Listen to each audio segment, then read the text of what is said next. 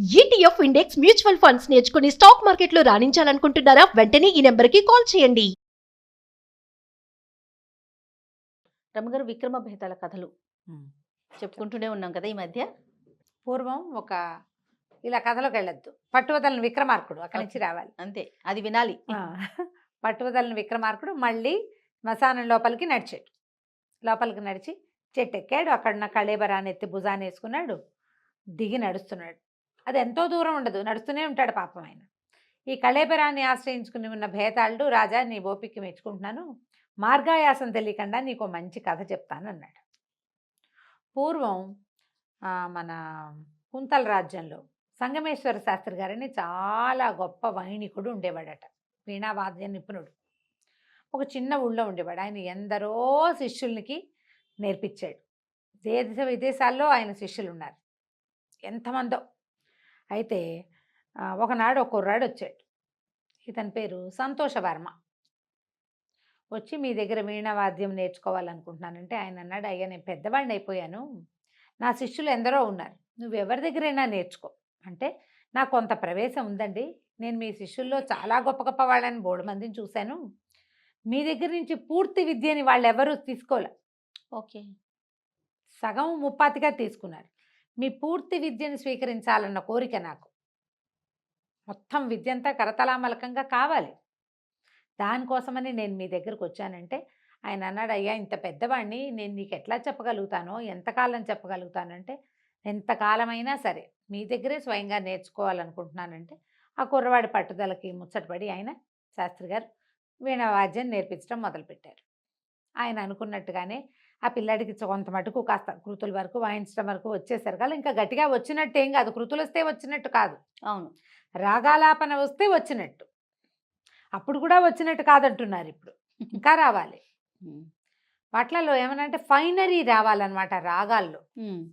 అంత మటుకు రాగాలు గుర్తుపట్టడము, కొన్ని పాటలు అవి నేర్చుకున్నాడు.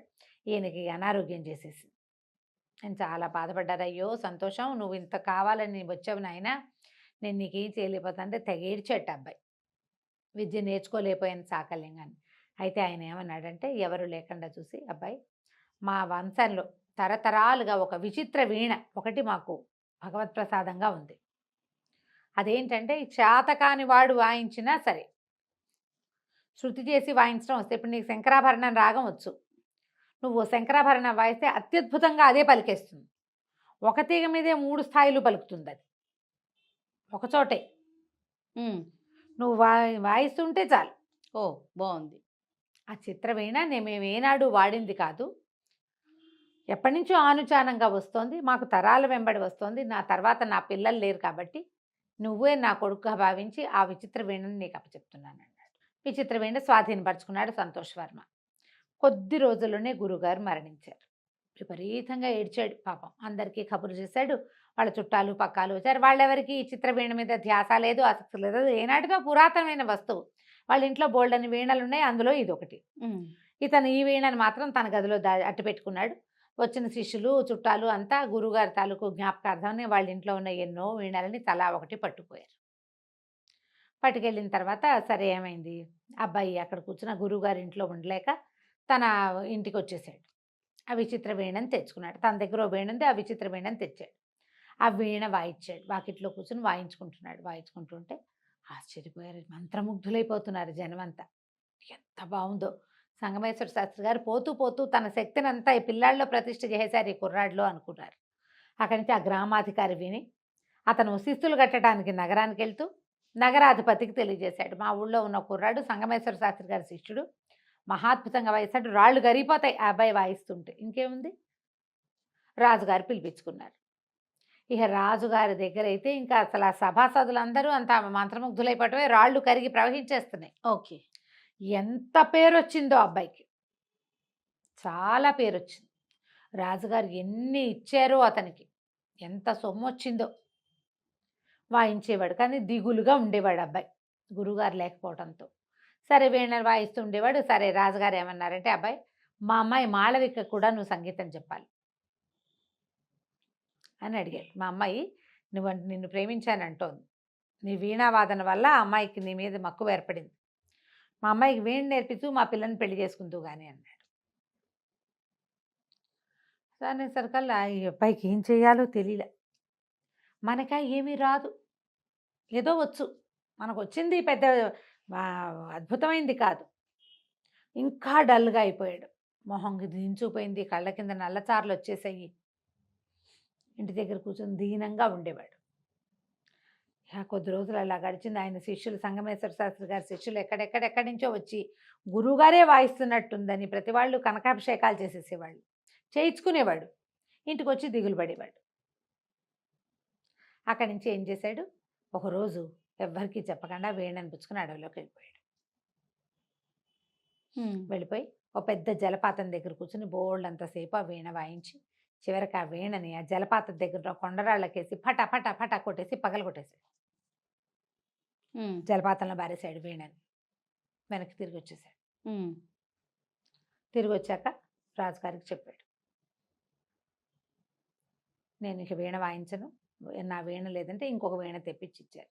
ఈ అబ్బాయి నేను వాయిస్తే ఏమవుతుందో నాకు తెలుసు, నాకు వచ్చింది ఎంత, ఒక 3 సంవత్సరాల విద్య. ఆ విచిత్ర వీణలో 1,00,000 సంవత్సరాల విద్య ఉంది.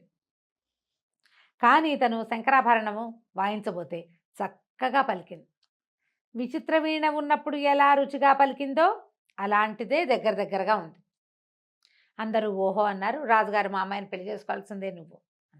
మెల్లిగా దీంట్లో ఏం చేశాడంటే ఓహో సరేనని రోజు విపరీతంగా అకుంఠితంగా సాధన చేసేవాడు. ఇక అదే పని. తనకి ఫైనరీ వచ్చింది అని అనిపించాకే రాజకుమారికి నేర్పడం మొదలుపెట్టాడు. ఆ అమ్మాయిని పెళ్లి చేసుకున్నాడు. ఇప్పుడు భేతాళుడు అడిగాడు, చూడు కథ విన్నావు కదా, అంత విద్య ఉన్న దాన్ని, అంత సంపదను తెచ్చిపెట్టింది, పేరుని తెచ్చిపెట్టింది, రాజకుమారికి వరుడయ్యే అవకాశాన్ని ఇస్తే ఎందుకు పగలకొట్టేశాడు?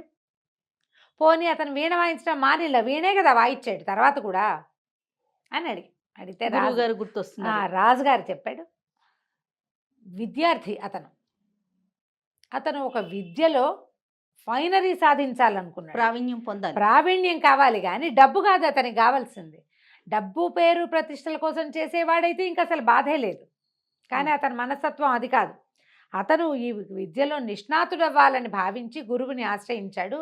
తనకి ప్రావీణ్యం రాకముందే వచ్చిన పేరు ప్రఖ్యాతులు అవి అలా స్థిరపడి ఉండిపోవటము, అందులో తన ప్రతిభ ఏమీ లేకపోవటం అతన్ని కలిచివేసింది. ఇలాంటి వాళ్ళు ఎంత తక్కువ ఉంటారు కదా, చాలా తక్కువ ఉంటారు, రేర్గా ఉంటారు. ప్రపంచంలో ఒకడు ఉంటాడు, కోటికి ఒక్కడు. అవును, మనకేం వచ్చో అది దానికి రావాలి, కానీ అది పలికేస్తోంది కాబట్టి అమ్మ పలుకుతోందని పలికించకూడదు. అవును, మనం కూడా కొంత సాధన చేయాలి అని భావించి మళ్ళీ సాధన చేయటం వల్లే అతను జీవితంలో కుదురుకోగలిగాడు. సంవత్సరం పాటు ఎవరితో మాట్లాడకుండా సాధన చేశాడని చెప్పారు. అంత సాధన చేశాక అతను ఫైనరీ సాధించాకే తన వీణావాద్యానికి ఏ గుర్తింపు లభించాయో అవన్నీ సంతోషంగా తీసుకున్నాడు. ఎన్నదగిన వ్యక్తి ఈ కుర్రాడు సంతోష్ వర్మ అని చెప్పంగానే వికటంగా నవ్వేట భేతాళుడు.